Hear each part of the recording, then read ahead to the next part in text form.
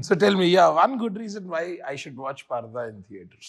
So అదే నీకు నా గురించి తెలుసు కాబట్టి నా Cinema Bandi Subham is a very fun zone Right. వెళ్ళిపోయింది. Right. So this film will be my ticket to the big films అనమాట And basically. you know what, I believe this is your strong zone. అంతే డెఫినెట్లీ. నీకు ఇలాంటివి ఇష్టం అయినా తెలుసు. అంటే friend గా నీకు తెలుసు చిన్నప్పటి నుంచి నా ట్రావెల్ నా ఫిల్మ్స్ కానీ నాకు మణిరత్నం అంటే ప్రాణం కోసేసుకుంటా నేను బేసికల్లీ.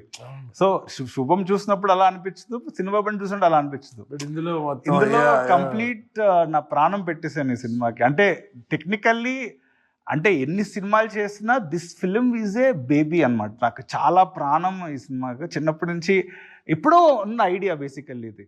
అంటే it's like very very honest cinema, ఒక big scale film, theatrical film.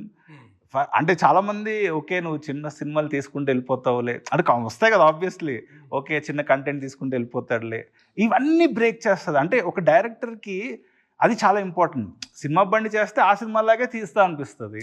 శుభం అంటే అదే సినిమా టోన్, కానీ దిస్ విల్ బ్రేక్ ఎవ్రీథింగ్.